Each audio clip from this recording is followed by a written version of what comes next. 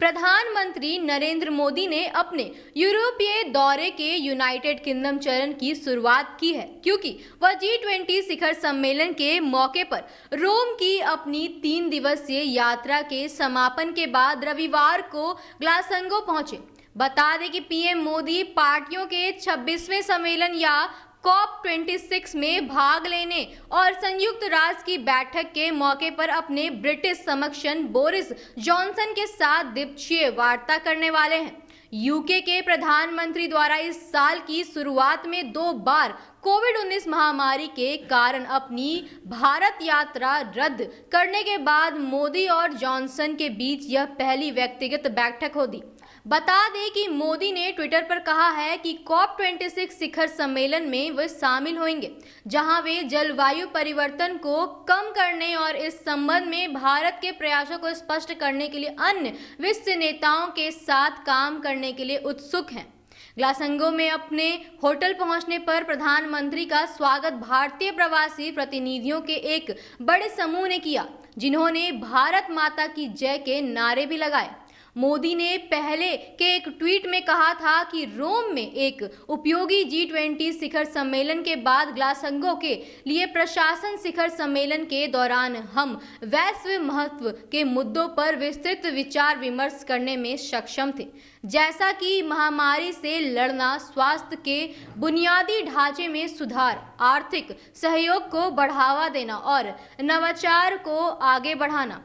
वहीं एक रिपोर्ट के मुताबिक पीएम मोदी ने दिन की शुरुआत स्कॉटलैंड स्थित समुदाय के नेताओं और इंडोलॉजिस्ट के साथ बैठक के साथ करेंगे।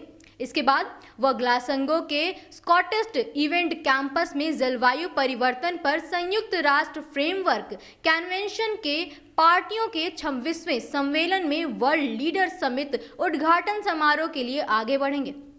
वहीं शिखर सम्मेलन के पूर्व सत्र को संबोधित करने के लिए निर्धारित है। इसके बाद मोदी बोरिस जॉनसन के साथ द्विपक्षीय बैठक करेंगे। जॉनसन ने कहा है कि वह शिखर सम्मेलन दुनिया की सच्चाई के क्षण होगा और दुनिया के नेताओं से इसका अधिकतम लाभ उठाने का आग्रह किया है। 2 सप्ताह के सम्मेलन से पहले उन्होंने कहा है कि सवाल हर कोई पूछ रहा है कि क्या हम इस क्षण को जब्त कर लेते हैं या इससे दूर जाने देते हैं। रिपोर्ट के अनुसार पीएम मोदी और जॉनसन के बीच बातचीत यूके इंडिया क्लाइमेट पार्टनरशिप के साथ साथ मजबूत यूके इंडिया स्ट्रैटेजिक पार्टनरशिप के लिए 2030 रोड मैप के स्टॉक टेक पर केंद्रित होने की उम्मीद है।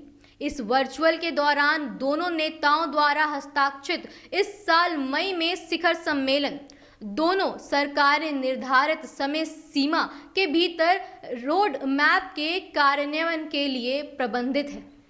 वहीं आपको बता दें कि ब्रिटेन में भारत के उच्चायुक्त गायत्री स्कर कुमार ने पहले कहा कि तदनुसार हम मार्च 2022 में एक अंतरिम समझौते पर हस्ताक्षर करने के लिए नवंबर 2021 में बातचीत शुरू करना चाहते हैं और अंत में एक व्यापक समझौता यदि सब कुछ निर्धारित कार्यक्रम के अनुसार नवंबर 2022 तक होगा। मोदी के एजेंडे में अगली बात action and solidarity the critical decade नामक नेता स्तरीय COP26 कार्यक्रम होगा। कार्यक्रम के दौरान मोदी प्रतिनिधियों को देश के जलवायु कार्रवाई पर भारत का राष्ट्रीय व्यक्त देंगे। भारत स्थापित अक्षय ऊर्जा, पवन और सौर ऊर्जा क्षमता के मामले में दुनिया के शीर्ष देशों में से एक है। वहीं मोदी ने शिखर सम्मेलन से पहले एक बयान में कहा कि WLS में मैं जलवायु कार्रवाई और हमारी उपलब्धियों पर भारत के उत्कृष्ट ट्रैक रिकॉर्ड को साझा करूंगा। मैं कार्बन स्पेस के समान वितरण, समन और अनुकूल के लिए समर्थन और वित्त जुटाने, प्रौद्योगिकी हस्ताक्षरण और हरित और समावेशी विकास के लिए टिकाऊ जीवन शैली के महत्व सहित जलवायु परिवर्तन के मुद्दों को व्यापक रूप से संबोधित करने की आवश्यकता पर प्रकाश डालूंगा। उन्होंने ऐसा कहा है। वहीं वर्ल्ड लीडर्स समिट के बाद पीएम मोदी सोमवार को कैलिंग्रोव आर्ट गैलरी एंड म्यूजियम में एक विशेष वीवीआईपी रिसेप्शन में 120 से अधिक शासनज्ञों और राष्ट्राध्यक्षों के साथ शामिल होंगे। रिसेप्शन में प्रिंस चार्ल्स और उनकी पत्नी कैमिला सहित शाही परिवार के सदस्य के मौजूद रहने की भी उम्मीद है। मंगलवार को मोदी की ब्रिटेन यात्रा का आखिरी दिन होगा।